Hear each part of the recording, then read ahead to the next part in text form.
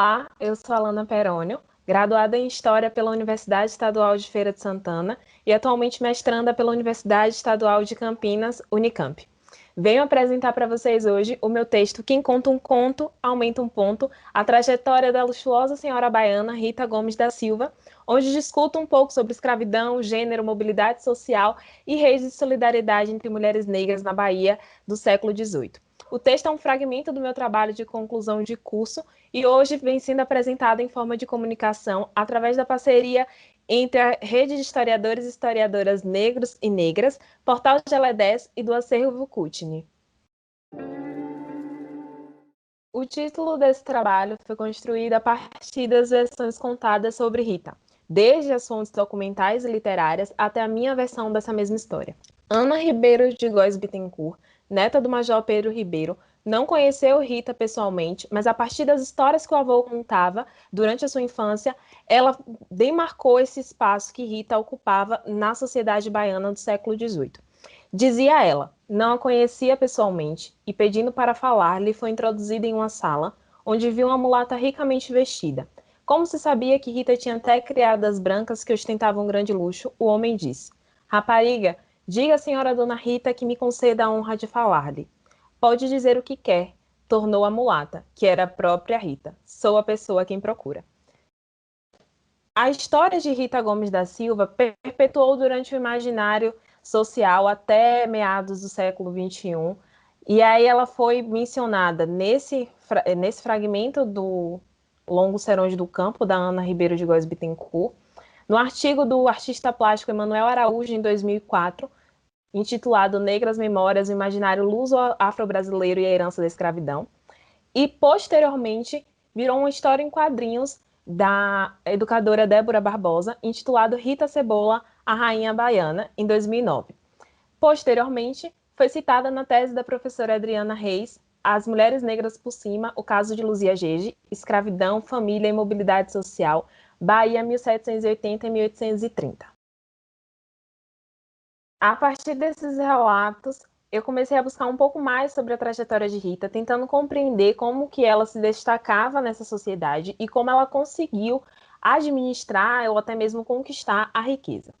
Nesse processo de pesquisa, eu me deparei com o Testamento de Inocêncio José da Costa, que atualmente está no APEB, e um ofício do governo português datado de 1899, mas que, na verdade, como ele está fora de condições de manuseio, eu não pude consultá-lo, e aí usei a referência citada por Ana Bittencourt e a referência do APEB, que diz que o documento é de 1899, mas acredito eu que, na verdade, seja de 1799. A partir dos resultados extraídos da pesquisa, eu consegui traçar a seguinte linha cronológica da trajetória de Rita Gomes da Silva. Em 1784, houve o falecimento do primeiro marido dela, Leandro da Silva Braga.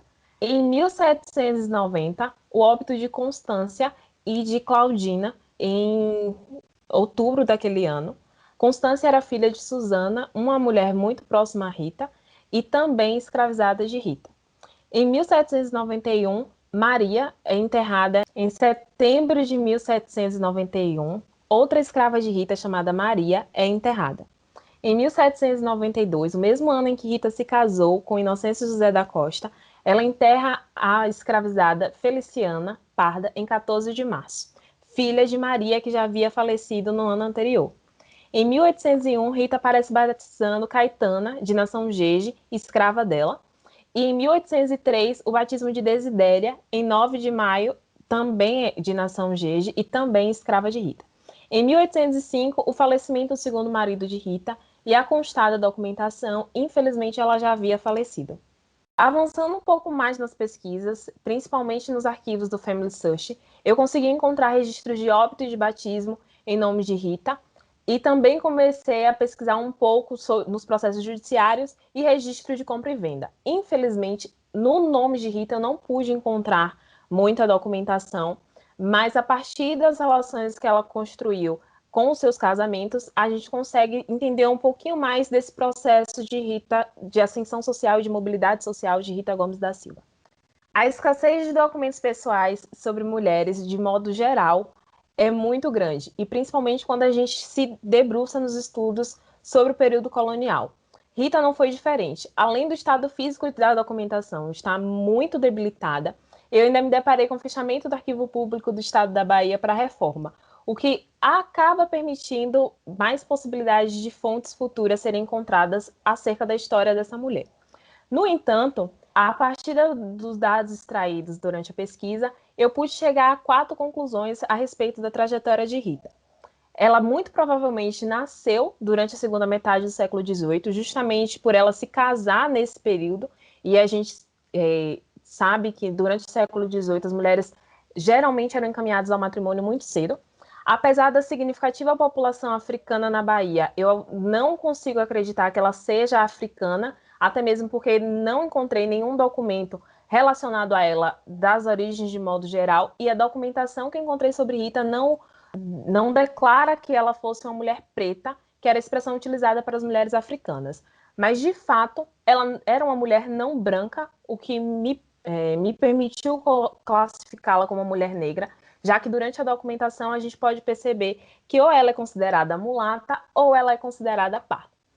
Por fim, mas não menos importante, eu considero ainda uma pequena possibilidade de Rita ter sido filha de um casal de pessoas negras mais libertos e, por conta disso, ela tenha conseguido, de certa forma, mais facilidade para os seus casamentos e até mesmo de ascensão social. No entanto, de acordo com Ana Ribeiro de Góes Bittencourt, ela teria sido escravizada, criada por uma senhora branca que a criou com muito mimo e que a alforriou por conta do casamento. O grande problema nessa questão é que a autora acaba colocando a história de Rita de uma forma muito romantizada e, infelizmente, ela também não apresenta nenhuma informação que confirme essas hipóteses dela. É de se considerar que muito provavelmente ela ouviu essa versão do avô, mas ainda assim, não tendo algo muito definido, afirmar que Rita era necessariamente escravizada fica muito no campo hipotético. Ainda assim, a história de Rita pode ser marcada por diversos fatores que nos fazem repensar o sistema escravista durante o século XVIII. Rita foi casada com 2 homens importantes. O primeiro dele, Leandro da Silva Braga, chamado de capitão no testamento de Inocêncio José da Costa e também no atestado de óbito dele, e posteriormente com o tenente-coronel Inocêncio José da Costa em 1792.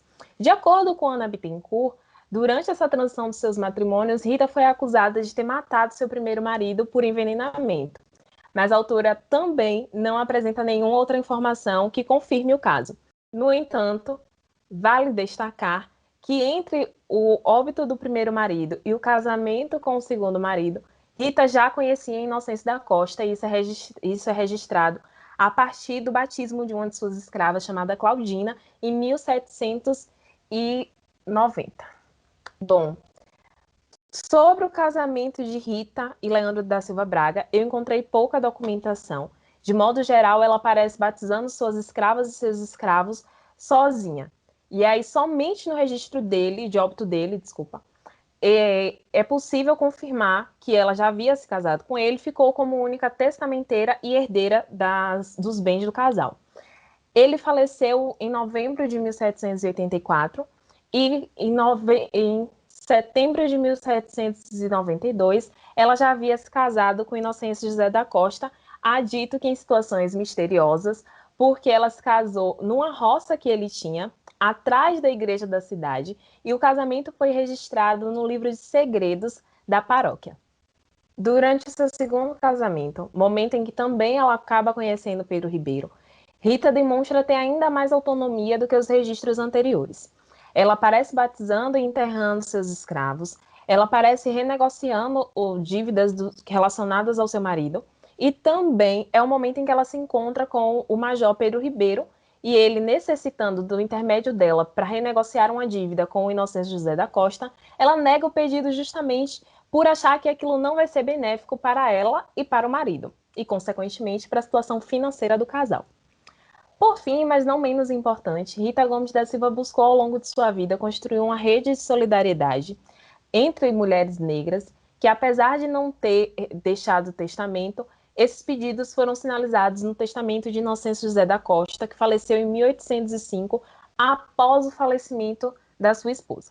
No entanto, Rita buscou, de certa forma, garantia a segurança e o mínimo de estabilidade para as mulheres que estavam próximas a ela.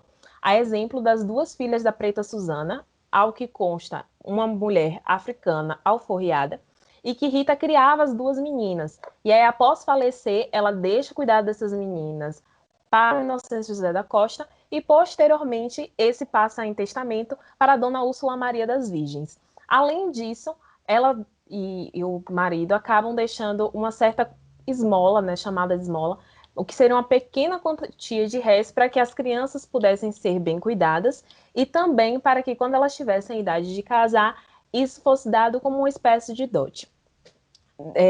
Durante o testamento, Inocêncio também faz outras distribuições a mulheres que eram próximas a Rita e, de modo geral, mulheres que prestaram serviços a ela até os últimos dias de vida. A Susana chega a receber uma determinada quantidade de herança.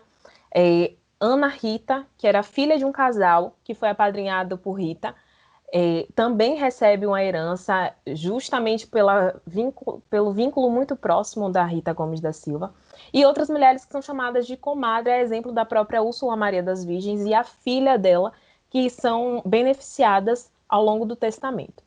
Infelizmente, eu não consegui datar quando Rita Gomes da Silva faleceu, muito provavelmente entre 1790 e 1805, já que ela falece antes do marido, e ele consta em testamento que pretende, se possível, ser enterrado juntamente com ela, ou seja, na mesma sepultura ou na mesma capela da Ordem Terceira do Carmo.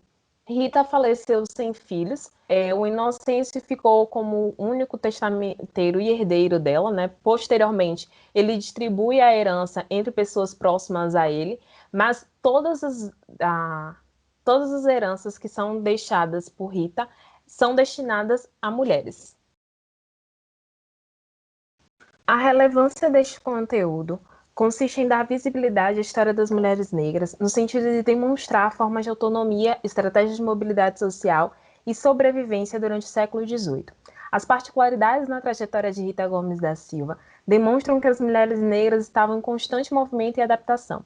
Ora, ela parece extraordinária, com todo o luxo que era exigido das mulheres, principalmente das mulheres que estavam em meio à elite, e ora também ela parece uma mulher humilde que se preocupa com aquelas mulheres que estão em sua volta e com os filhos e filhas dessas mulheres. Ressignificar a história de Rita para além do luxo pela qual ela ficou marcada contribui para novas abordagens e entendimentos sobre a resistência de mulheres afrodescendentes no Brasil escravista e, de modo geral, atende também à Lei 10.639 de 2003.